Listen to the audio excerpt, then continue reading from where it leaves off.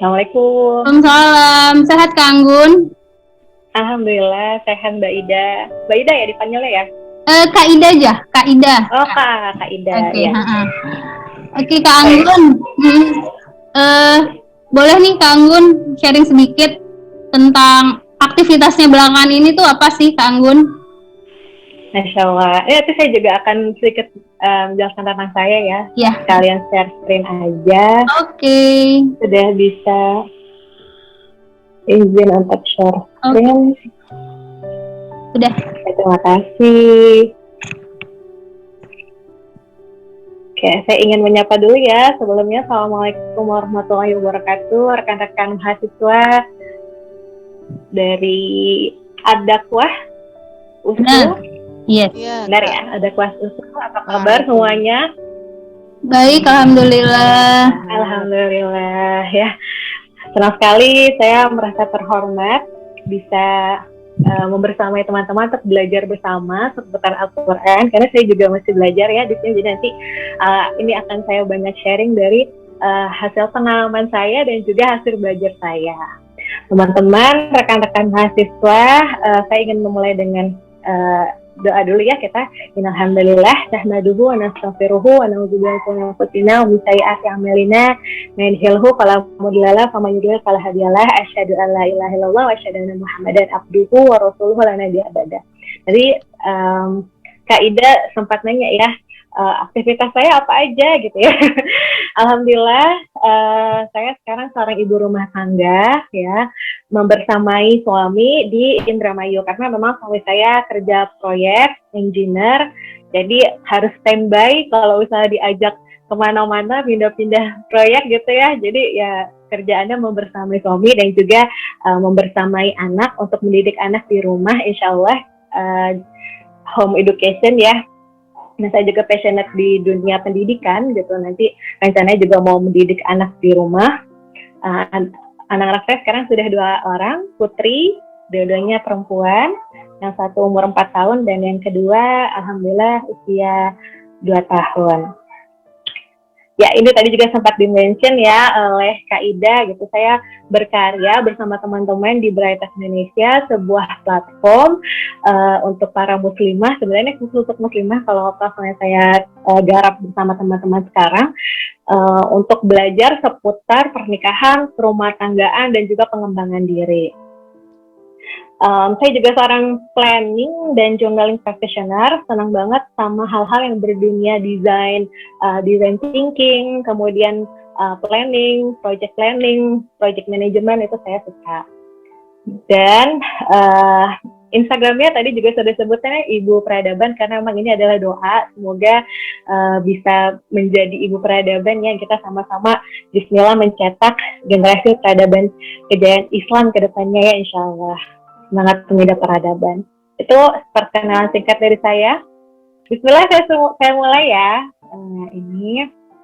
Nah, teman-teman, saya mau mulai dari pertemuan kita sekarang dengan kenapa sih kita harus terkoneksi dengan Al-Quran gitu ya. Kan temanya juga tentang kita betah bersama Quran supaya kita bisa reconnecting lagi nih gitu. Apalagi teman-teman semua di sini adalah mayoritas pengurus aktivis dakwah ya, pengurus lembaga dakwah kampus, ada yang mungkin juga pengurus lembaga dakwah fakultas. Saya juga dulu jebolan sana gitu ya di kampus saya sebelumnya, dan merasakan bagaimana perjuangan teman-teman untuk berbagi proyek-proyek kebaikan ya di kampus gitu. Dan memang suatu urgensi tersendiri untuk teman-teman mengisi ruhiyah teman-teman dengan Al-Quran ya, mengkoneksikan dengan Al-Quran. Nah, ini ada Quran surat Ar-Ra'd ya, ayat 30. Bismillahirrahmanirrahim. Demikianlah pada kami telah utus padamu telah berlalu sesungguhnya suatu umat dan beberapa umat sebelumnya, supaya kamu membacakan kepada mereka wahyu yang kami turunkan kepadamu. Padahal mereka tetap kafir dan Allah Maha Pengasih dan Maha Penyayang. Allah Maha Pengasih, Allah birahman. Nah, ini teman-teman, kenapa sih teman-teman di sini perlu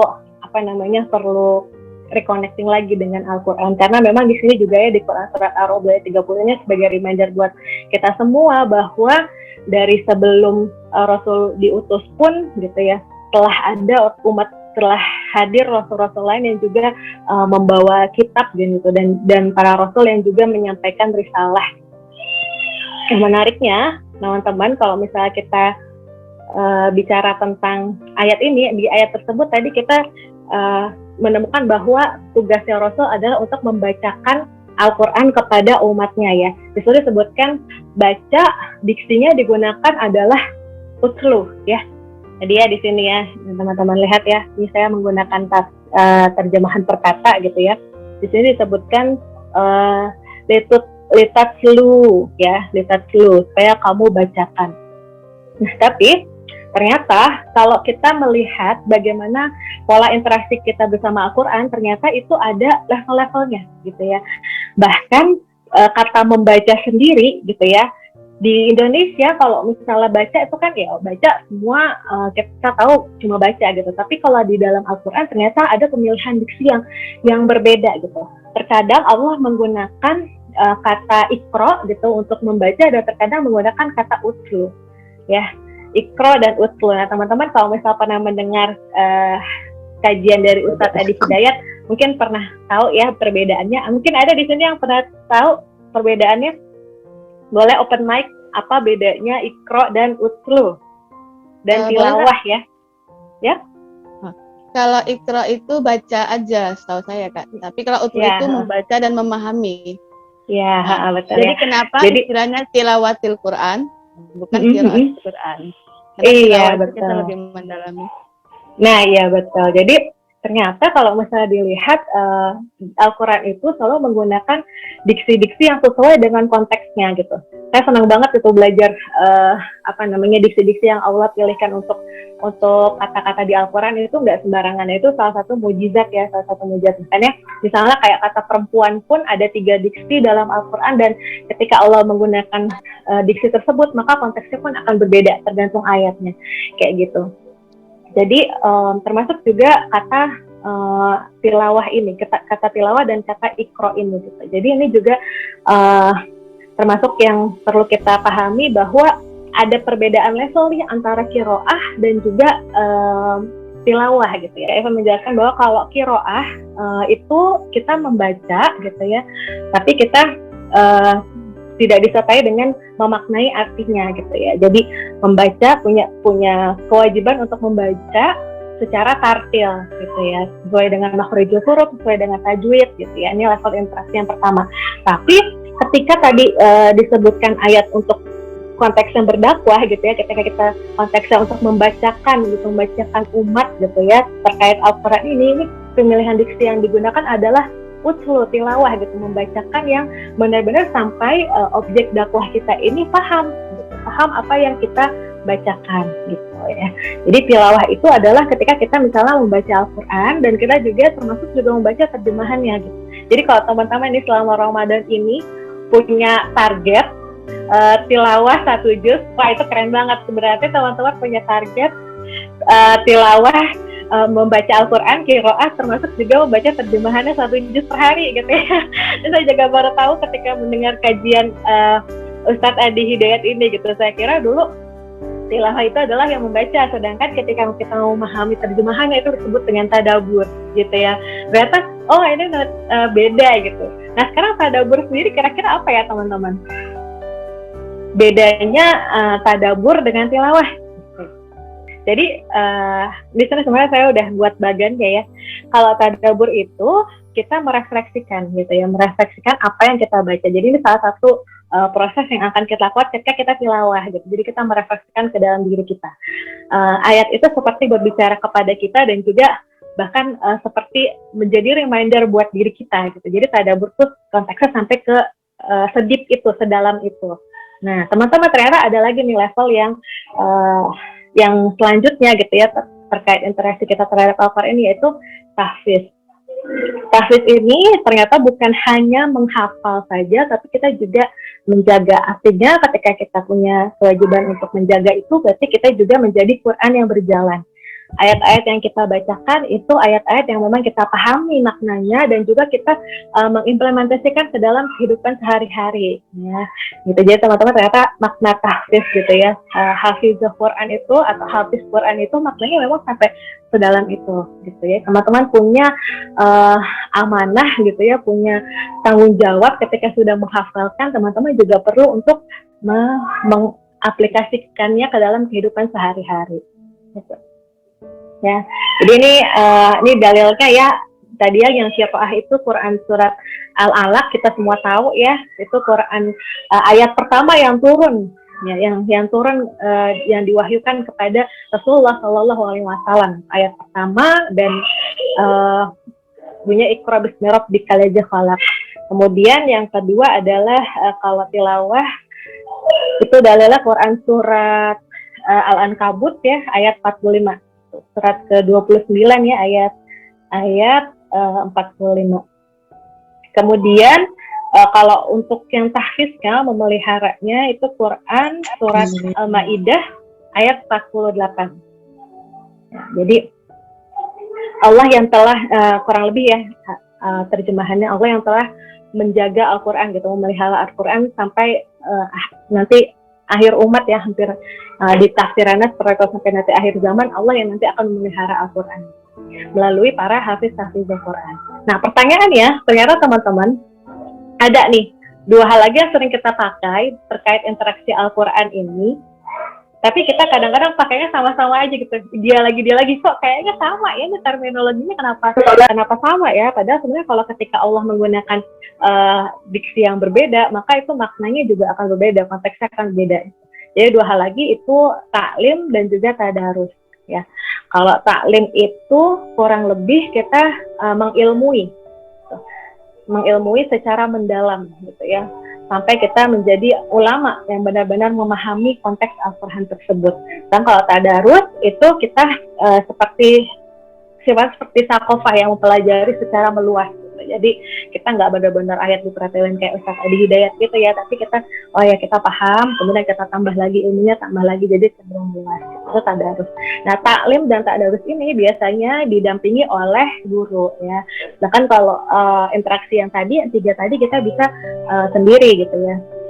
Meskipun kalau misalnya kita menghafal Quran juga perlu murajaah, perlu orang lain untuk mendengarkan hafalan kita gitu ya.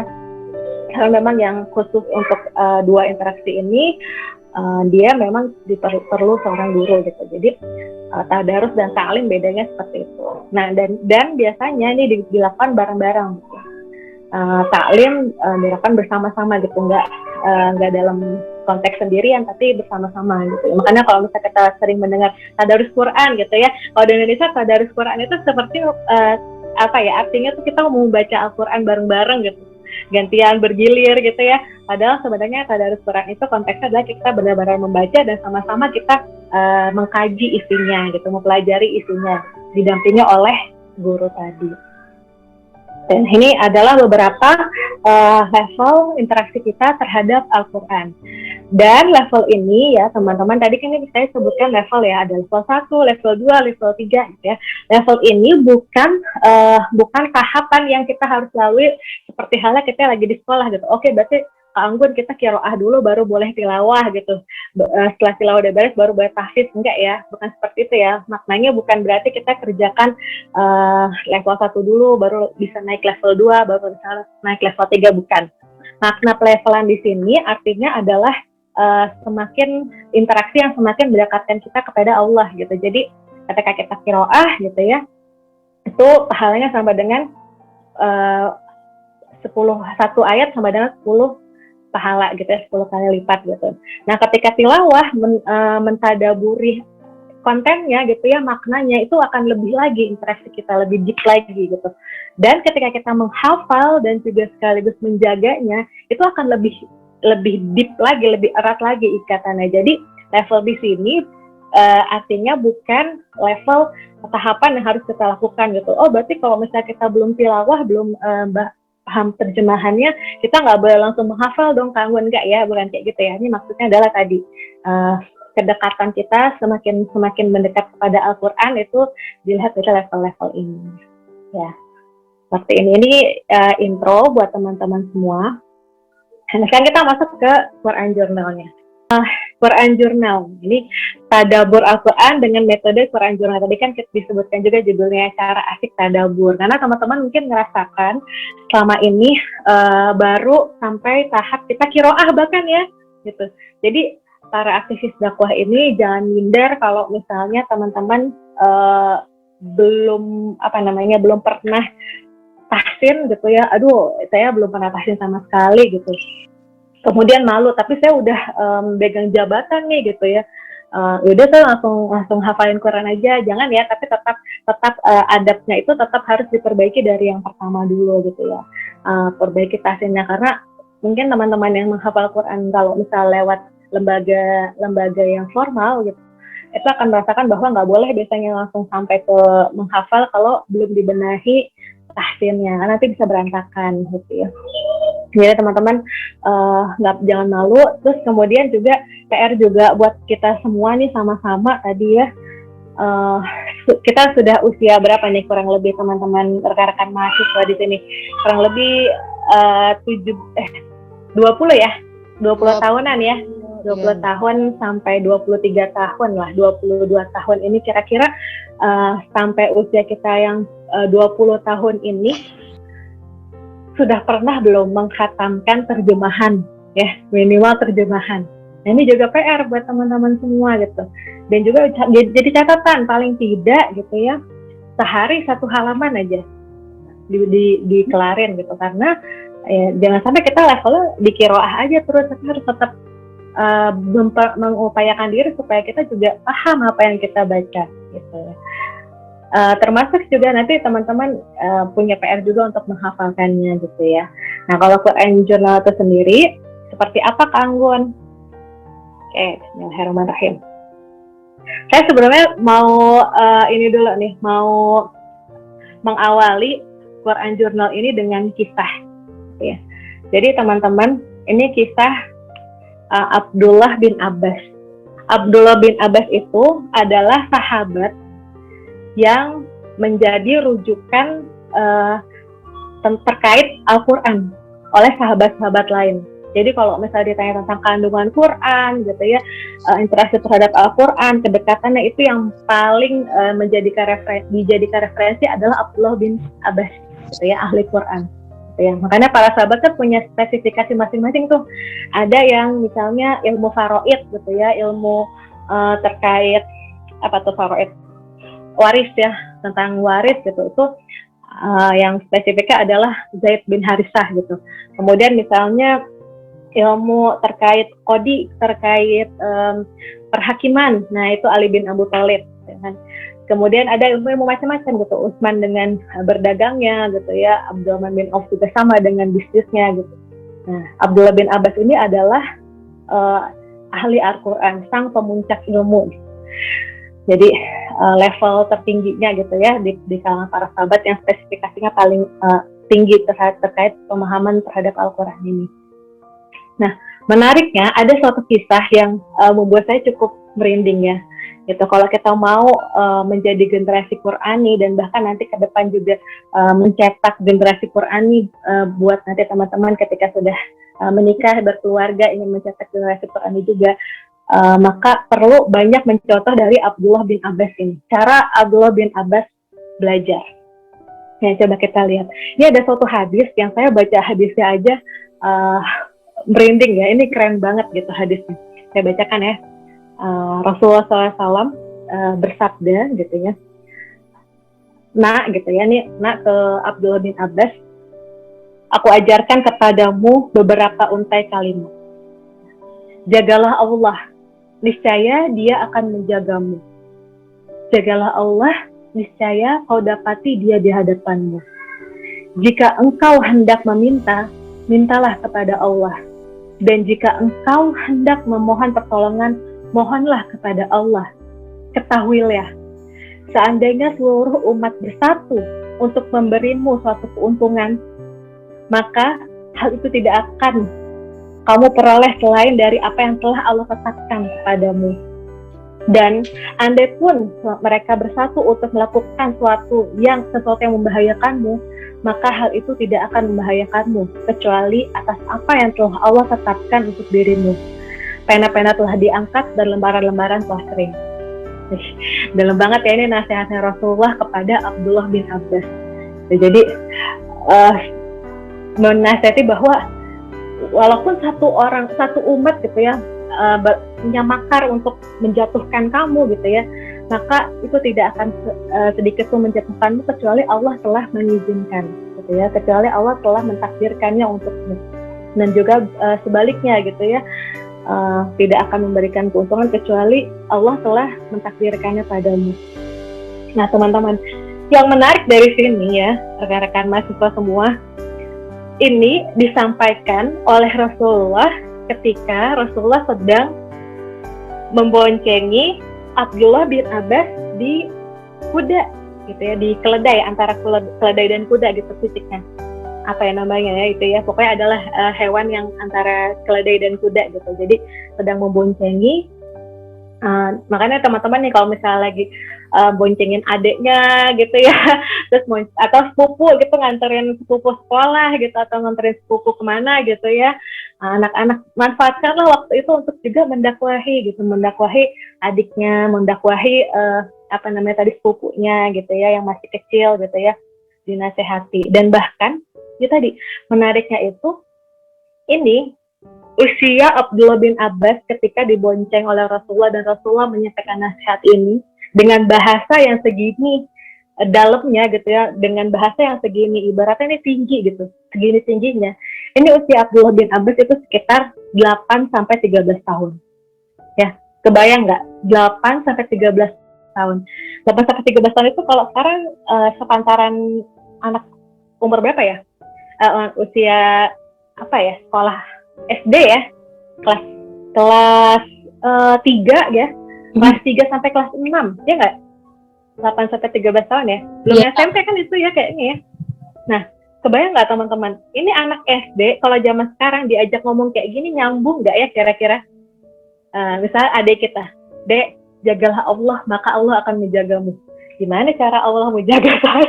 Kan kayak gitu ya gitu, nggak nyambung gitu. Makanya ini memang terlihat beda generasi Qurani yang memang dekat dengan Al-Quran itu, cara menangkapnya juga akan berbeda gitu. Bahkan udah sampai sedalam ini gitu ya, dididik sama Rasulullah dengan usia yang masih kecil banget, tapi pemikirannya sudah sangat matang gitu, sudah bisa matang. Dan bahkan gitu ya, Abdullah bin Abbas ini lahir 3 tahun sebelum hijrah. 3 tahun sebelum Rasul hijrah ke Madinah, Abdullah bin Abbas sudah lahir. Kebayang nggak, masih muda banget gitu. Ketemu sama Rasul itu ketika memang sekitar usia 8 tahun.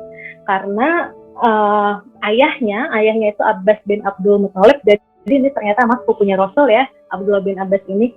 Pamannya Rasul itu memang diminta sama Rasul untuk stay di Mekah untuk menyampaikan ada info-info apa gitu ya terkait kaum Mekah ini gitu. Jadi memang menjaga di sana. Jadi baru ketemu tuh ketika usia sekitar ya 8 tahun ini, dia 8 tahunan baru bertemu dengan Nabi di Madinah, hijrah. Dan hijrah umur 8 tahun bertemu itu berarti beliau usianya berarti di sekitar tahun 5 ya, 5 Hijriah ya. Karena kan 3 Hijriah beliau baru lahir gitu, 8 ditambah 5-nya di Madinah, berarti baru bertemu dengan Rasul sekitar 5 Hijriah. Sedangkan Rasulullah itu wafat di tahun berapa? Tahun berapa Hijriah? 11 ya. 11. Karena kan Rasulullah dakwah di Madinah 10 tahun ya, sekitar 10 tahun ya, 10 atau 11 Hijriah ya, gitu ya, 11 Hijriah. Berarti Abdullah bin Abbas ini baru ketemu Rasul sekitar berapa tahun tuh lamanya? Dari usia 8 tahun, dari tahun 5 Hijriah sampai 11 tahun kan, Rasulullah wafat 11 tahun.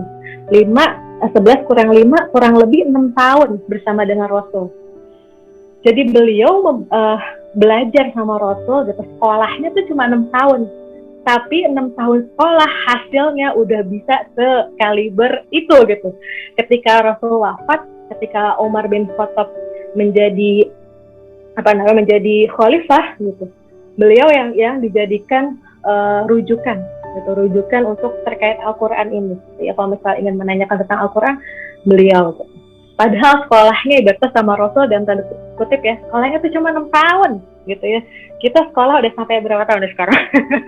Udah sampai usia 20 tahun gitu ya. Hasilnya seperti apa nih? Nah, makanya ini jadi refleksi buat diri kita juga gitu. Artinya ketika kita memang benar-benar bagus interaksinya dengan Al-Quran gitu ya, sebenarnya cukup untuk belajar 6 tahun itu sebenarnya harusnya sudah efektif, teman-teman. Gitu ya. Ini jadi di sini ada banyak pelajaran mahal dari kisahnya orang yang memang menjadi ahlul Quran. Gitu. Bahkan kerennya Abdullah bin Abbas nih, teman-teman semua. Itu di masa Ali gitu ya, di masa Ali bin Abi Thalib menjadi khalifah. Abdullah bin Abbas ini kan masa Ali ini masa, teman-teman tahu ya, kita semua tahu bahwa kepemerintahan Ali ketika menjadi khalifah itu banyak fitnah ya, termasuk juga perang Jamal ya, yang Ali bin Abi Thalib bertemu dengan Bunda Aisyah gitu ya. Itu banyak fitnah di situ gitu. Dan muncullah kaum Khawarij ya. Tahu kan ya kaum Khawarij yang sekarang jadi cikal bakal Syiah gitu ya. Kaum Khawarij itu mulai muncul. Jadi memang menurut di hadisnya juga orang-orang kaum Khawarij ini memang akan muncul ketika konflik tumbuh subur di muka bumi. Gitu. Jadi selama ada konflik subur di muka bumi, maka kaum Khawarij ini akan tetap ada. Nah, kaum Khawarij ini gitu ya, mereka tidak percaya terhadap Ali. Mereka mengkafirkan Ali, bahkan Ali bin Abi Thalib gitu. Tidak mengakui Ali bin Abi Thalib sebagai khalifah gitu. Bahkan mereka mudah untuk menumpahkan darah orang gitu ya.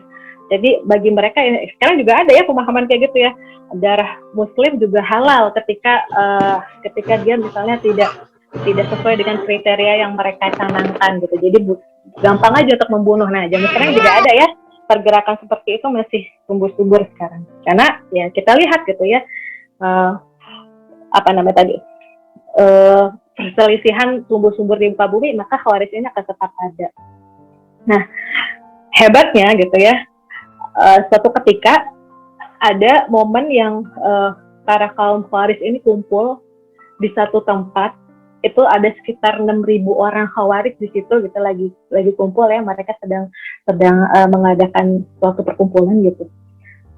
Dan Abdullah bin Abbas minta izin kepada khalifah, kepada Ali untuk bertemu dengan mereka gitu. Ali udah cemas, nggak usah gitu ya, karena sesungguhnya aku khawatir engkau akan dibunuh oleh mereka gitu ya.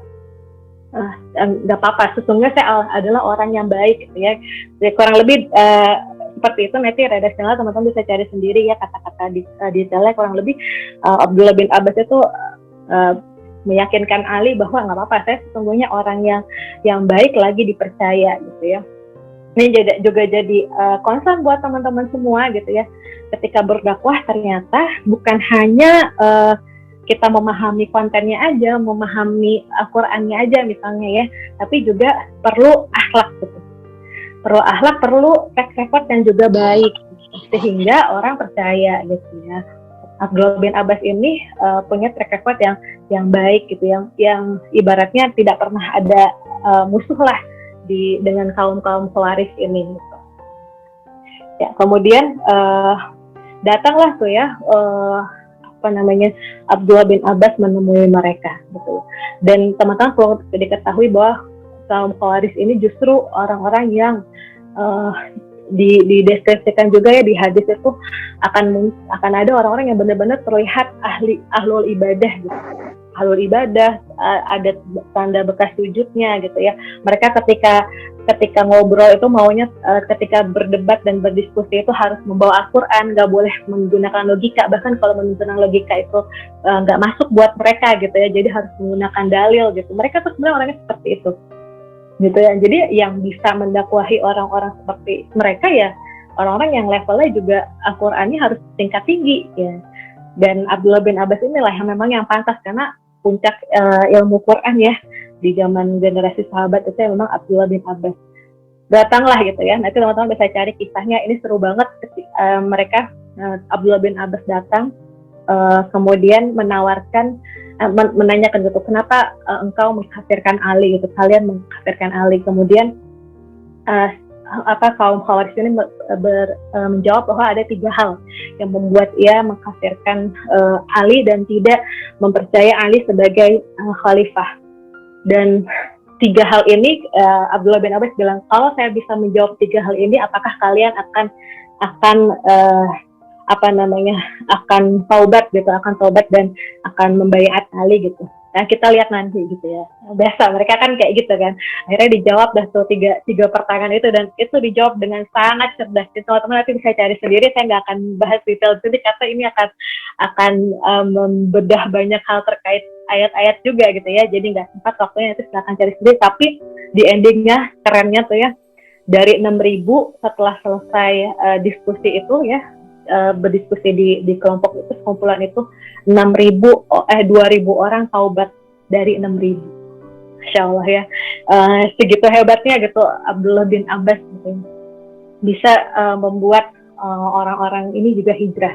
Maka juga jadi catatan buat kita sebagai aktivis dakwah ya, level pencapaian kita ketika kita berdakwah itu bukan hanya diukur dari misalnya ya kuantitas semata. Misalnya dari bukan kuantitas, maksudnya dari misalnya yang datang kajian adalah dari 100 orang target 50 orang aja targetnya, bisa mencapai misalnya 80 orang yang hadir gitu ya dari 100 orang yang kita targetkan gitu, atau misalnya pencapaiannya hanya sebatas angka-angka semata gitu. Tapi juga kita juga membuat refleksi diri kita, apakah apa yang kita sampaikan, dakwah yang kita sampaikan itu benar-benar bisa mengubah, minimal juga membuat orang mendapatkan hidayahnya, mendapatkan petunjuk Al-Quran ini gitu ya teman-teman. Ini saya titip buat teman-teman semua di sini, semoga teman-teman nanti bisa lebih semangat lagi buat interaksi terhadap Al-Quran, dan semoga kita semua juga bisa banyak meniru dari Abdullah bin Abbas ini ya teman-teman. Nah, sekarang masuk ke Quran Journal-nya ya. Jadi ini tadi biar teman-teman semangat gitu. Oke, kita punya role model, dan role model itu insya Allah bisa ditiru gitu. Bisa, insya Allah bisa ditiru. Karena kalau kita bilang, ya itu kan sahabat, itu kan Rasul, itu kan Nabi, bisa kayak gitu hebat gitu. Kita kan enggak gitu, enggak ya. Enggak boleh kita berpikiran seperti itu. Kenapa? Karena memang sejarah itu ada untuk kita ulang, gitu. Untuk kita jadikan pelajaran dan kita tiru gitu. Termasuk juga Rasulullah, yang misalnya kita lihat Rasulullah kan ideal, enggak ya? Kalau Rasulullah segitu ideal dan bisa ditiru, ya kita, Allah nggak akan menjadikan Rasul sebagai nabi gitu, dan nabi dan Rasul ya, nggak akan menjadikan Muhammad SAW untuk menjadi nabi gitu, jadikan malaikat aja gitu yang benar-benar perfect. Tapi kenapa salah satunya Rasulullah itu manusia, ya berarti kita bisa tiru gitu sampai di akhir zaman. Ini juga PR buat kita semua gitu ya, termasuk juga meniru para sahabat gitu ya. Abdullah bin Abbas ini salah satunya. Nah, Abdullah bin Abbas ini tadi kita juga tahu bahwa beliau ahlul Quran, beliau interaksi terhadap Al-Qurannya begitu dekat gitu. Bahkan hanya dalam waktu 6 tahun bisa mencetak orang sekaliber itu gitu ya. Tentunya kita bertahap gitu, minimal tadi yang saya jelaskan, qiraahnya diperbaiki gitu ya, cara membacanya, kemudian tilawahnya, mulai membaca terjemahannya, dan juga menghafalkannya. Kalau mau tahu metode yang biasa saya gunakan gitu ya, karena saya juga sudah sebutkan bahwa saya di sini adalah planning dan journaling practitioner, kan, maka saya suka nge-jurnal gitu. Apa yang biasanya saya lakukan itu saya jurnal gitu. Jurnal itu bedanya dengan planning gitu. Planning dan jurnal itu bedanya adalah ketika planning ya, planning itu merencanakan sesuatu yang sudah yang akan datang. Sedangkan kalau jurnal itu kita mendokumentasikan hal-hal yang sudah lewat. Jadi mencatat, men-tracking, melihat pola gitu. Itu kita menggunakan jurnal. Sedangkan kalau kita mau buat desain, strategi, itu biasanya kita menggunakan planning. Termasuk juga kita bisa masukkan interaksi kita dengan Al-Quran ya. itu dengan metode journaling ini. Jadi ada namanya Quran Journal. Baru hits akhir-akhir ini kayaknya ya 2019 itu mulai booming di Indonesia. Sebelumnya sudah ada juga di luar negeri orang yang menggunakan Quran Journal ini. Padahal sebenarnya ini juga metode yang biasa orang-orang Nasrani gunakan untuk ngejurnal atau men-scrapbook Bible ya. Jadi mereka juga melakukan ini ternyata gitu. Dan nggak apa-apa ya, karena memang ini bagus gitu ya. Kita bisa ambil gitu hal baik dari mereka gitu ya, kalau misalnya kita ingin menerapkan ke diri kita. Jadi Quran Journal itu seperti kita mendokumentasikan ya, boleh dengan catatan, boleh dengan misalnya sosial media kita gitu ya, atau misalnya teman-teman suka buat konten audio di podcast gitu ya, itu juga bisa, atau misalnya lewat video gitu ya, channel-channel YouTube gitu, itu juga bisa. Jadi intinya mendokumentasikan hasil refleksi atau hasil belajar kita terhadap Al-Quran. Nah, jadi Quran Journal itu sebenarnya sesimpel itu definisinya. Nah, teman-teman, kira-kira apa aja yang dibutuhkan untuk kita Quran Journal? Yang pertama tentu saja Al-Quran, ya. Silahkan siapkan Al-Quran. Al-Quran yang memang ada terjemahannya. Saran saya, teman-teman siapkan juga Al-Quran yang terjemahannya per kata, seperti yang tadi saya tunjukkan di awal ya, di awal ayat tentang Ar-Ra'd ayat 30 tadi. Nah, itu kan terjemahannya per kata tuh gitu. Supaya kita bisa memahami gitu. Oh, lama-lama kita mengenal gitu. Kita bisa belajar bahasa Arab dari situ gitu minimal. Oh, ini minal tuh ini. Oh, ternyata ini loh. Oh, kalau misalnya nanti bentuknya kata perintah, dia misalnya tadi utlu gitu ya. Itu perintah, ketika nanti berubah jadi kata kerja, jadi tilawah, jadi apa gitu. Jadi kita bisa melihat polanya gitu. Misalnya saya siapkan juga Quran terjemahan yang per kata gitu. Nah, terkait Al-Quran ini juga bisa teman-teman sediakan Al-Quran yang memang sudah rasan Utsmani, supaya kita terbiasa dengan tajwidnya gitu ya. Itu lebih saya sarankan gitu buat teman-teman aktivis dakwah, membiasakan untuk mushaf yang Utsmani. Sekarang mushaf Utsmani sudah ada terjemahannya, sudah banyak. Zaman dulu saya masih kuliah, nyari Quran Utsmani yang ada terjemahannya itu jarang banget. Rata-rata Quran yang Indonesia ya, jadi yang ada terjemahannya. Kalau yang rasan Utsmani itu saya sampai mesen sih waktu itu di lembaga tahfiz dan tahsin Quran gitu. Bahkan ada Al-Quran yang dia berwarna tiap tema gitu. Jadi teman-teman bisa lihat, oh ini kalau misalnya lagi bahas kisah warnanya ungu, terus lagi bahas tentang misalnya tentang ayat-ayat seputar akhir zaman, nanti warnanya apa gitu, ayat-ayat perintah nanti apa, syariat apa gitu. Itu ada tuh Al-Quran yang tematik kayak gitu tuh, yang warna-warni gitu. Dulu saya waktu menjelang masuk kelas level tahfiz dari tahsin, itu punya PR untuk mewarnai Al-Quran itu dari musyrifahnya diwarnain Al-Quran sesuai dengan temanya. Jadi sebelum kamu masuk ke tahfiz, kamu udah mewarnai itu, jadi nanti menghafalnya sesuai dengan tema itu.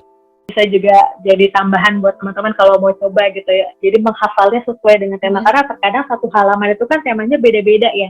Jadi kadang misalnya awalnya bahas apa, tiba-tiba pertengahannya bahas apa, di akhirin bahas apa gitu, suka agak berbeda. Kalau misalnya kita menghafalnya per tema gitu, akan lebih bisa menghayati gitu. Oh iya, satu tema selesai kayak gitu. Itu saran saya juga. Dan teman-teman juga bisa nanti menyiapkan tafsir. Nah, ini yang kedua ya, menyiapkan tafsirnya. Tafsir Quran boleh menggunakan tafsir apapun, Ibnu Katsir boleh, yang paling common Ibnu Katsir, di Jalalil Quran. Kalau ini agak perdebatan ya, yang karangan Said Qutb, beliau membuat tafsir ketika di penjara, aktivis Ikhwanul Muslimin ya beliau. Itu ada yang bilang kalau itu tafsirnya bukan tafsir tapi tadabur, tapi saya suka. Saya baca itu kayak ada koneksi tertentu gitu, karena mungkin merasakan beliau ketika membuat itu sedang benar-benar sedang tadabur di dalam penjara kayaknya. Jadi dapat banget itu. feel-nya ketika baca tafsir visual Quran. Saya kutub, saya suka gitu. Kalau misalnya teman-teman mau menggunakan yang lain boleh gitu ya, tafsir apapun bentuknya nanti disiapkan. Ada beberapa tafsir yang memang lewat aplikasi, ada yang lewat web juga gitu. Semua memang kurang detail. Saya lihatnya pernah ngeliat teman-teman pakai itu, pas saya baca kurang deep gitu. Emang lebih enak baca lewat buku langsung gitu. Jadi kan emang PR ya teman-teman kalau misalnya beli buku tafsir gitu, dicicil lah gitu, paling enggak yang memang sedang kita ingin tadaburi, yaitu yang kita beli jilid itu gitu. Dan juga teman-teman bisa tafsir ini dicari dari kajian-kajian ustadz ya, ustadz atau ustazah gitu, atau misalnya kalau ada kelas-kelas tafsir teman-teman bisa ikuti itu untuk menambah dan memperdalam pemahaman kita. Jadi kita nggak hanya paham dari apa yang kita baca, tapi juga memang ada guru yang memang punya kapasitas untuk menjelaskan terkait konten tafsir ini terhadap kita gitu ya. Dan banyak sekarang juga tafsir-tafsir yang kajian-kajian tafsir di YouTube gitu, nanti bisa teman-teman cari. Itu yang perlu disiapkan yang kedua. Kemudian yang ketiga tentunya jurnal, karena ini kita sedang Quran Journal, maka perlu menyiapkan jurnal. Jadi nanti jurnalnya tadi ya boleh bentuknya apa aja, boleh kertas karena saya memang senangnya masih orang analog banget gitu ya. Meskipun saya kerjanya ibaratnya karyanya di Brighton itu digital, tapi saya lebih suka lebih suka lewat buku. Jadi saya hias-hias gitu ya, karena perempuan kali ya. Ini sebenarnya sekalian saya me time dengan Jen ini, Quran Journal ini. Nah, nanti yang perlu di jurnal apa aja, Kak Anggun? Pertama, teman-teman bisa menjurnal dari apa pelajaran yang teman-teman dapat dari tadi ketika membaca terjemahannya, membaca terjemahan perkata, baca penjelasan tafsirnya, kemudian dengerin kajian ustadz gitu ya. Nah, itu kira-kira dicatat gitu ya, atau misalnya disampaikan di voice note gitu, kalau malasnya gitu ya, pengennya ngomong aja gitu, direkam itu juga boleh apa yang teman-teman pelajari. Kemudian ditanyakan juga di situ apa yang teman-teman bisa terapkan gitu ya. Minimal 2 itu yang dipelajari dari hal tersebut, dan apa yang bisa diterapkan, action plan-nya ke depan apa. Ketika membaca ayat itu apa yang bisa saya terapkan, yang bisa saya implementasikan ke dalam kehidupan saya sehari-hari gitu. Dan serta juga berusaha untuk menghafalkannya gitu. Ini 3 hal yang perlu disiapkan ketika teman-teman ingin Quran Journal. Kalau tutorialnya, teman-teman nanti bisa kunjungi YouTube-nya Brighton. Itu saya pernah buat video tentang Quran Journaling, atau di Instagram Brighton, di IGTV-nya ada, itu kayaknya videonya sama deh. Kalau nggak salah ya sama. Jadi nanti bisa lihat di situ step by step-nya gitu. Yang jelas tadi poin-poinnya yang sudah saya jelaskan tadi ya. Bisa juga tadi teman-teman mulai, misalnya kalau misalnya teman-teman bingung dari ayat mana nih Kak Anggun gitu, nggak harus, sebenarnya Quran Journal ini nggak harus teman-teman dari juz 1 sampai juz 30 gitu, nggak harus kayak gitu ya. Jadi ada teman saya yang misalnya mulainya dari ayat-ayat seputar kepemudaan gitu ya, seputar pemuda nih dicari. Kan sekarang kan ada tuh di aplikasi Quran di handphone ini kan bisa kita search ya pemuda gitu, kita search pemuda, nanti kita bedah tuh dari situ, kita cari tafsirnya tuh, dari tafsirnya dari situ gitu, dimulai dari ayat seputar pemudaan gitu. Saya juga pernah tadabur dimulai dari ayat-ayat seputar pernikahan dan rumah tangga, ayat-ayat seputar kemuslimahan gitu, misalnya mau lewat tema-tema kayak gitu, itu boleh gitu. Ayat-ayat seputar bisnis, kalau teman-teman nanti ada rencana bisnis, atau teman-teman yang sekarang akademisi tertantang gitu ya, saya belajar sekarang di keteknikan, ada nggak ya ilmu tentang keteknikan di Al-Quran, misalnya dicari dulu tentang keilmuan gitu ya di situ. Atau bisa tadi per surat juga bisa. Saya juga sekarang lagi targetnya Ramadan ini tadabur Quran Journal, Quran surat Al-Kahfi ya. Jadi itu juga bisa per per surat, atau misalnya ya urut juga bisa gitu, atau per juz gitu ya, dari awal juz ini. Cuma kalau per juz itu ya tadi, terkadang saat juz awal juz itu dimulai dari pertengahan surat gitu kan, jadi kayak agak nanggung. Dan bahkan kalau kita nggak pakai Quran yang tadi saya bilang yang warna-warni itu ada yang misalnya nih juz awal juznya tentang ini temanya masih ngegantung karena masih lanjut, masih berhubungan sama juz yang sebelumnya gitu, ayat yang sebelumnya di juz sebelumnya gitu. Maka kalau per juz kadang-kadang kayak gitu nggak enaknya tuh kalau misalnya kita mulai dari misalnya juz tertentu, ya itu mah lebih enak mulainya tuh justru malah per surah ya, per surat gitu teman-teman. Ya, tadi ya saya mau reminder lagi, jadi 3 langkah Quran Journal juga nanti sebenarnya sama ya dengan 3 langkah interaksi kita terhadap Al-Quran tadi. Kita qiraah dulu, kita baca ayatnya gitu, kemudian kita tilawah, kita pahami kontennya gitu ya, terjemahannya, dan kita berusaha untuk menjaganya lewat apa yang kita ingin lakukan, apa yang ingin kita implementasikan, action plan-nya, dan juga termasuk yang kita hafalkan lewat tahfiz ini. Qiraah, tilawah, dan tahfiz. Allahu a'lam bishawab.